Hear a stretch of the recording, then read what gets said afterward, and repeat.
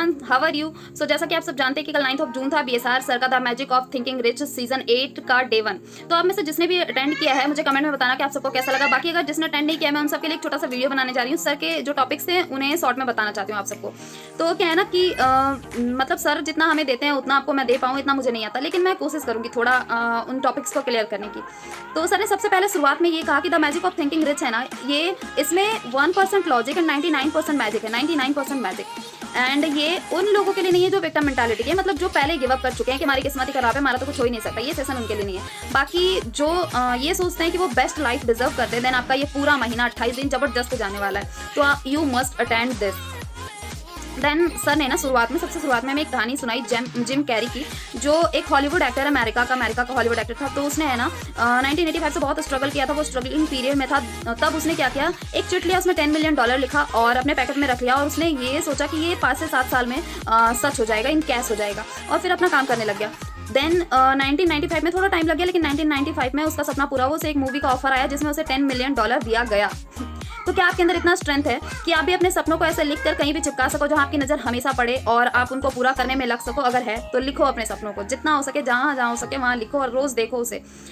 Then क्या है ना कि सर ने हमें बहुत सारे अफर्मेशंस वगैरह बताए, जिसमें से सबसे पहला अफर्मेशन उन्होंने दिया दैट आई एम रिसोर्सफुल। क्या है ना कि हम कहते हैं कि हमारे पास ये अच्छा नहीं है, वो अच्छा नहीं, कपड़े अच्छे नहीं है, घर अच्छा नहीं, खाना अच्छा नहीं है, फोन अच्छा नहीं है, बहुत कुछ, लेकिन आप है ना इन सब के बावजूद रिसोर्सफुल हो, आप लोगों के लाइफ में वैल्यू ऐड कर सकते हो। स्वामी विवेकानंद जी जब शिकागो गए थे ना, उनके वेशभूषा को लेकर बहुत मजाक उड़ाया गया, बहुत ज़्यादा हंसी उड़ाई गई, लेकिन उन्हें इन सबसे ज़्यादा फर्क नहीं पड़ा। उन्हें बैठने भी नहीं दिया जाता था साथ में, 2 मिनट के लिए शुरू में बोलने दिया जाता था।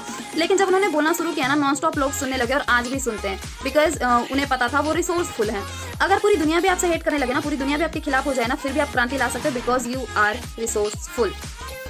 देन सर ने और भी बहुत सारे अफर्मेशंस बताए, लाइक मैं सर्वशक्तिमान हूँ, मेरे अंदर सिद्ध पुरुषों का खून है, मैं ऋषियों का पुत्र हूँ, मैं परमात्मा का अंश हूँ, मैं प्रभु की संतान हूँ, बहुत सारी चीज़ें, ठीक है। तो ये सब जब आप दिल से बोलते हो ना, तो एक अलग लेवल का एनर्जी आता है आपके अंदर। ऐसे सुनने में ये सब तो बकवास ही लगता होगा आपको, लेकिन एक अलग लेवल की एनर्जी आती है। इसे जब आप इम्प्लीमेंट करोगे ना, तब समझ में आएगा। उसके बाद सर ने बताया कि सर ने सबसे पहले जो कहा था वो था कि डोंट क्या था वो वर्ड, मतलब अपने आप को दूसरों से कंपेयर मत करो। दूसरों से जब हम कंपेयर करते हैं ना, तो फिर हम गलत डायरेक्शन में जाते हैं, फिर हमारे अंदर लोभ आ जाता है, क्या उसने ये लिया, हमें भी ये चाहिए। लेकिन ऐसा नहीं है, मतलब दूसरों की लाइफ कैसी है ना, ये हम नहीं जानते, ये बस दूर से देखकर हमें लगता है कि वो बहुत अच्छा जी रहा है, पर ऐसा नहीं है। तो दूसरों से कॉम्पीट करना बंद करो, ठीक है।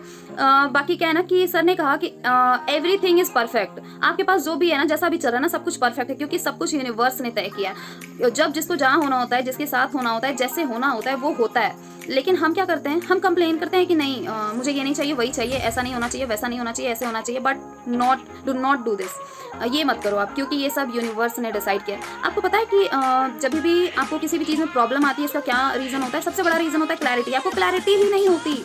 अगर मान के चलो आपको कोई बिजनेस स्टार्ट करना है, ठीक है, तो आपको बिजनेस क्यों नहीं स्टार्ट कर पा रहे हो? पता है, क्योंकि आपको क्लैरिटी नहीं है। अगर आपको क्लैरिटी हो जाएगी ना कि आप यहाँ से 100% बेनिफिट पा सकते हो, तो आप कहीं ना कहीं से करके रिस्क लेके कुछ भी करके उस बिजनेस को स्टार्ट करोगे ही करोगे।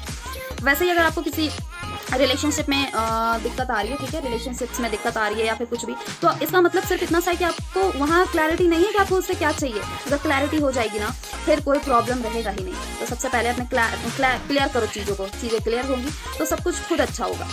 बाकी क्या है ना कि देखो, सिंपल सा बात, अगर हम दूध वाले के पास जाते हैं ना, तो भी हमें खाली बर्तन लेकर जाना होता है। अगर हम खाली बर्तन नहीं लेकर जाएंगे ना और कहेंगे पैकेट में दूध दे दो, तो वो नहीं देगा, या फिर हाथ में दे दो तो वो नहीं देगा। सेम वैसे ही अगर आपको यूनिवर्स से चीज़ें चाहिए ना, या फिर किसी से कुछ सीखना है ना, तो खुद को खाली करो, पहले समझदार बनो और अच्छी चीज़ें खुद के अंदर लाओ, समझ लो। देन सर ने बताया कि like the best way to create the future is to the best way to predict the future is to create it. मतलब क्या होता है ना कि हम हमेशा सोचते हैं फ्यूचर में क्या होगा, ऐसा होगा, वैसा होगा, ये होगा, वो होगा, लेकिन पता है क्या होता है? जिसको हम क्रिएट करते हैं, जो हम क्रिएट करते हैं, जो हम चाहते हैं, वही होता है। अगर आपको रिच फ्यूचर चाहिए, क्रिएट इट। अगर आपको पावरफुल फ्यूचर चाहिए, क्रिएट इट। आपको अगर लव केयर किसी से चाहिए, कुछ ऐसा, मतलब जो भी आपको चाहिए फ्यूचर में, वो सारी चीज़ें आप क्रिएट कर सकते हो। So just create the future. मतलब किस्मत के भरोसे चीज़ों को नहीं छोड़ते, आपको क्रिएट करना पड़ता है। उसके बाद सर ने ड्रीम्स को लेकर के 369 का फॉर्मूला दिया। 369 मतलब आप कोई भी 3 ड्रीम लिखो, ठीक है, कम भी लिख सकते हो, और ज़्यादा ड्रीम्स लिखना भी मत, क्योंकि एक साथ ज़्यादा को लेकर चलोगे तो फिर वो सही भी नहीं होगा। नॉर्मल 3 ड्रीम लिखो, लाइक आपको एक घर बनाना है, वो घर कैसा भी हो सकता है, कितने भी लाख का हो सकता है। आपको एक कार लेनी है, आपको महीने का 2-3 लाख 4 लाख जितना भी कमाना है वो लिखो, पर ऐसे सपने लिखना, ऐसे ड्रीम्स जो जेन्युइन लगे, जो पूरा होने लायक हो। अब ये नहीं कि मुझे 1 महीने में 1 करोड़ चाहिए, अब ये तो पूरा होने से रहा, तो जेन्युइन ड्रीम्स लिखो। ओके, देन क्या करना है आपको, डेली सुबह में 3 टाइम, दोपहर में 6 बार और 9 बार रात में सोते वक्त उसको लिखना है दिल से। पर लिखने से सिर्फ कुछ नहीं होता, साथ में काम भी करना है। तो आप काम भी करो, लिख लो दिल से, फिर उसे भूल जाओ, फिर यूनिवर्स आपको वो ऐसी ऐसी चीज़ें ला कर देगा जिसको करने से वो सारी चीज़ें अचीव होगी। देन क्या है ना कि 6 रीज़न, आपको 6 रीज़न लिखने हैं कि आपको ये सारी चीज़ें क्यों मिलनी चाहिए। अब मान के चलो आप कहीं जॉब करने जा रहे हो, ओके, तो क्या इंटरव्यूअर आपसे नहीं पूछता कि मैं आपको ये जॉब क्यों दूँ, आप लायक हो, आप डिजर्व करते हो, आपके अंदर क्या ऐसी क्वालिटीज़ हैं। तो सेम यूनिवर्स को आपको बताना पड़ेगा कि हाँ मैं ऐसे ऐसे करता हूँ, हाँ मेरी कम्युनिकेशन स्किल बहुत अच्छी है, हाँ मैं अच्छा सेल कर सकता हूँ, हाँ मैं लोगों को इन्फ्लुएंस कर सकता हूँ, एक्सेट्रा एक्सेट्रा, मतलब जो भी रिक्वायरमेंट्स हैं आपके वर्क को लेकर वो सारी चीज़ें लिखो। देन 9 फीलिंग्स, मतलब कि मान के चलो आपको कार लेना था, आपने कार ले लिया, आपको कैसा फील होगा, बहुत खुशी ना, बहुत खुशी, आप नाचोगे गाओगे झूमोगे, बहुत मजा आएगा ना।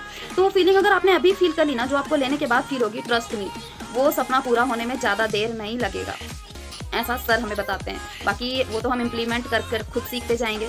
देन सर ने बताया कि क्या होता है ना कि मतलब हम बहुत ज़्यादा कंप्लेन करते हैं लाइफ में, है ना, बहुत ज़्यादा कंप्लेन करते हैं। मतलब बारिश भी होती है ना, उससे भी हमें शिकायत है, भगवान जी से भी हम शिकायत करना नहीं छोड़ते।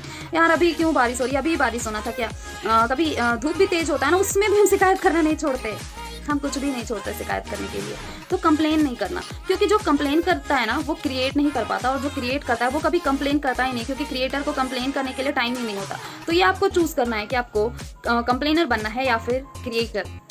देन सर ने बताया कि क्या है ना कि मतलब जब हम लाइफ को ऐसे जीते हैं ना कि हम लोगों की हेल्प कर रहे हैं, तो फिर जो यूनिवर्स है ना खुद ही हमारी हेल्प करता है।